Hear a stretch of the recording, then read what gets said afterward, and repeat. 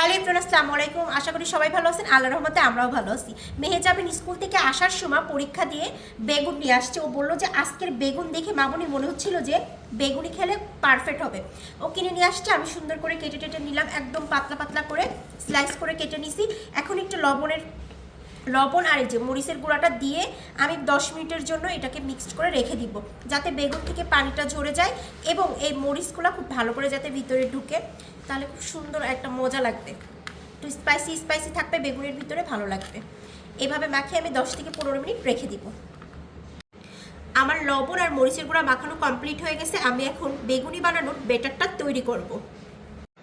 প্রথমে আমি ব্যাটারের জন্য নিয়ে নিব বেসনটা আমি আমার পরিমাণ মতো নিব, যেহেতু আমার বেগুন হচ্ছে একটা, এই জন্য আমি আমার পরিমাণ মতো নিয়ে নিছি। বেসনের পরে আমি নিয়ে নিব হচ্ছে চালের গুঁড়ো দিলে কি হয়, মচমচে হয়, এই জন্য আমি চালের গুঁড়ো দিয়ে দিলাম।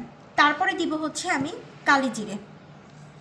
আপনারা চাইলে দিবেন, না চাইলে না দিবেন, এটা আপনাদের ব্যক্তিগত পছন্দ, কিন্তু আমি কালি জিরেটা সবসময় দিই, যাতে বেগুনির তলে যখন কামড় দিব একটু দাঁতের তলে পড়লে বেশি মজা লাগে। এখন দেবো আমি স্বাদ মতো লবণ, হাফ চামচ লবণ দিলাম।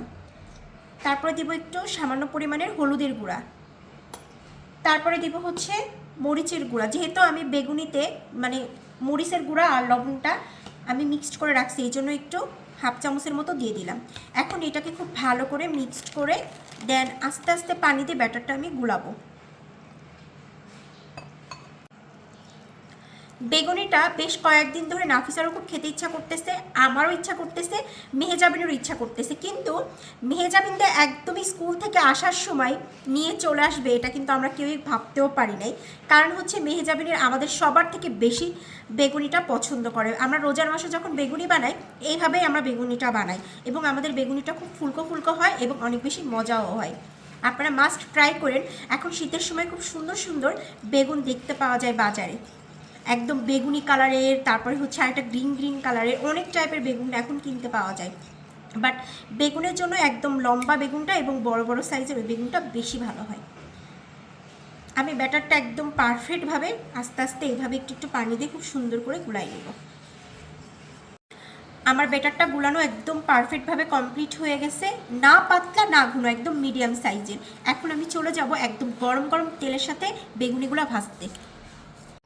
আমি কিন্তু 10 মিনিট খুব ভালো করে কিন্তু বেগুনটা ম্যারিনেট করে রাখছিলাম, ম্যারিনেটই বলবে, কারণ লবণ আর মরিচের গুঁড়া দিয়ে একদম পারফেক্টভাবে যে বেগুন থেকে কিন্তু পানিটাও ঝরে গেছে এবং এর ভিতরে ভালো করে লবণ এবং মরিচের গুঁড়াটা অ্যাডজাস্ট হয়েছে। আপনারা চাইলে বাসায় আপনারা মাস্ট এইভাবে ট্রাই করে দেখেন যে বেগুনের টেস্টটা অন্য লেভেলের বাড়ায় দেয়। আমার তেলটা একদম পারফেক্টভাবে গরম হয়ে গেছে, এই যে একদম ফুটান্ত গরম তেলে, ডুবা ডুবা তেলে এখন বেগুনিগুলো ছেড়ে দেবো। বিসমিল্লাহ। সবগুলো একভাবেই দিব, একইভাবে ছেড়ে দিব তেলের ভিতরে। এই যে কি সুন্দর ফুলে গেছে, মাশাআল্লাহ। আমার একদম ফুলকো ফুলকো করে বেগুনিগুলা কি সুন্দর মাশাআল্লাহ ফুলছে এবং ভাজাও কমপ্লিট হয়ে গেছে। আমি একটু হালকা কড়া করে ভেজে নিচ্ছি, কারণ বেগুনি কড়া করে ভাজলে মজা লাগে।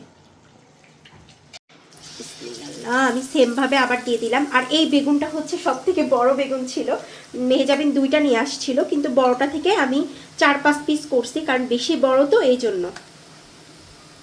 আর মেহেজাবিনের এই বড় বড়গুলাই বেশি পছন্দ। এখানে 2টাই দেওয়া যাবে, আর বেশি দেওয়া যাবে না, নাহলে ফুলবে না, বুঝছো। আর বেগুনি ভাজার সময় একটু ট্রাই করবেন উপর থেকে একটু তেল দিয়ে দিতে, গরম গরম তেল, তাহলে বেগুনিটা আরো বেশি ফুলে। আমার এইগুলো খুব সুন্দর করে ভাজা কমপ্লিট হয়ে গেছে। মেহেজাবিন বলতেছে আমি আর ধৈর্য ধরে থাকতে পারতেছি না, তুমি আগে আমাকে দিয়ে নাও। এদিকে আমি বেগুনি ভাজতেছি, ওদিক থেকে ভেজে উঠাতে উঠাতে অলমোস্ট মেহেজাবিনের 2টা খাওয়া কমপ্লিট হয়ে গেছে। এখন মেহেজাবিন বলতেছে আমি ক্যামেরা ধরছি, আমি কিন্তু আর সহ্য করতে পারতেছি না, আমার তো আর সহ্য হচ্ছে না, আমি কিন্তু ক্যামেরা অফ করে দিব। আমি বললাম না না না, খাও খাও, তুমি খাও, তুমি কিনে নিয়ে আসছো, তুমিই খাও, আজকের দিনটা তোমার জন্য।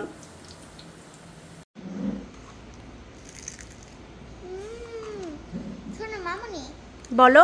আমার না অনেক দিন ধরে বেগুন খেতে ইচ্ছে করছিল। আপু স্কুল থেকে বেগুন কিনে নিয়ে আসছে আর তুমি বেগুন বানাচ্ছ, অনেক মজা হয়েছে।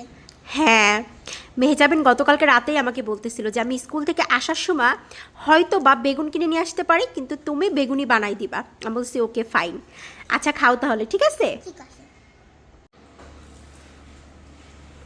মোচমোচে আওয়াজ হচ্ছে।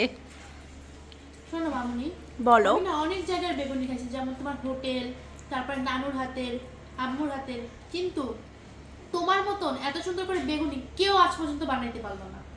মানে আমার বরাবরই তোমার হাতের বেগুনিটা খুব ভালো লাগে, মানে কি বলবো, অনেক মজা হয়।